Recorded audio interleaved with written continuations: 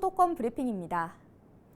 경기도가 전세 사기 가담이 의심되는 공인중개사 사무소를 무더기로 적발해 수사 의뢰했습니다.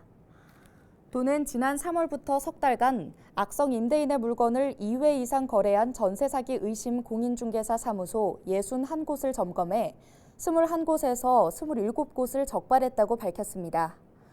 주요 적발 사례로는 부천 지역 A 부동산의 경우 중개보조원을 다수 고용해 중개보수 외 불법 수수료를 지급한 것으로 드러났습니다. 경기도는 적발된 21곳 중 전세 사기 가담 행위가 의심되는 공인중개사 5곳은 수사 의뢰하는 한편 다음 달까지 특별 점검을 시행하기로 했습니다. 특목고와 자사고에 진학한 서울 지역 중학생 40%가 강남 3구와 양천구에 몰려있는 것으로 나타났습니다. 학교 알림이에 공시된 지난해 서울 지역 중학교 졸업생 진로 현황을 보면 특목고와 자사고 진학생이 가장 많은 구는 강남구로 998명으로 집계됐습니다. 이어 서초구가 884명, 송파구 799명, 양천구 546명으로 나타나는 등 이른바 인기 있는 학군에 몰려있는 것으로 조사됐습니다. 전문가들은 학원 등 사교육으로 유명한 지역의 특목고와 자사고 입학률이 높다는 것이 수치로 나타났다며 지역 간 균형 있는 교육 정책이 필요하다고 밝혔습니다. 인천시가 장마철 강풍과 집중호우로 인한 피해를 최소화하기 위해 선제적 대응에 나섭니다. 시는 오는 30일까지 초고층 건축물과 지하 연계 복합 건축물을 대상으로 재난관리 실태 점검을 벌인다고 밝혔습니다.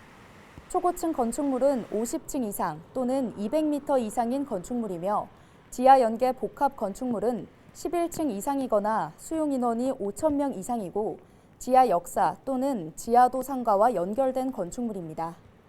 시는 지역 내 초고층 건축물 19곳과 지하 연계 복합 건축물 23곳 등 41곳을 대상으로 재난과 소방, 건축, 전기와 가스 등 건축물의 특성을 고려해 점검할 계획입니다. 실태 점검에는 관련 기관 담당 공무원과 민간 전문가가 참여합니다. 특히 침수 방지 설비 설치 관리 여부를 비롯해 종합방재실과 피난 안전구역 설치 운영과 재난 예방, 피해 경감 계획 수립 등 집중 점검할 방침입니다. 땡땡땡님이 나갔습니다. 나가고 싶은데 눈치 보여서 망설이는 단톡방 하나쯤 갖고 있으실 텐데요. 이제 이런 고민을 할 필요가 없게 됐습니다. 그룹 채팅방에서 다른 참여자들 모르게 방을 나갈 수 있는 채팅방 조용히 나가기 기능이 도입된 건데요. 사실 조용히 나가기 기능을 만들어달라는 관련 법안이 국회에서 발의될 정도로 이 기능을 원하는 사람들이 많았습니다. 그럼 왜 이제서야 도입됐을까요? 카카오 측에 따르면 이 기능은 기술적으로 어려운 건 아니라고 합니다. 하지만 과연 이 기능이 카카오톡의 취지에 맞는지에 대한 고민이 오랜 시간 이어졌다고 하는데요. 채팅방 입장과 퇴장을 알리는 메시지가 뜨는 건 마치 카카오톡의 정체성 같은 기능이라는 인식이 있었기 때문이죠. 지난 1분기 카카오톡 이용자는 4,800만 명을 넘어섰습니다. 그만큼 요구사항도 더 많아질 수밖에 없겠죠.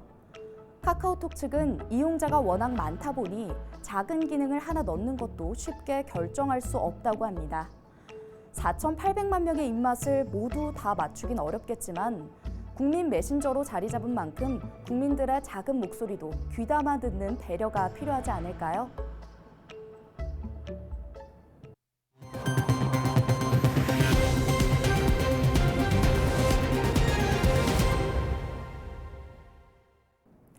인천시가 현충일을 맞아 묵념 사이렌을 울립니다.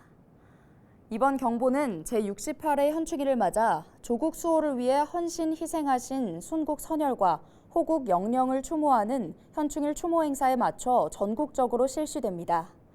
시 전역에 설치된 민방위 경보 단말을 활용해 6일 오전 10시부터 1분 동안 민방공 경계 경보와 동일하게 묵념 사이렌을 울릴 예정입니다. 오늘 준비한 소식은 여기까지입니다. 지금까지 수도권 브리핑이었습니다.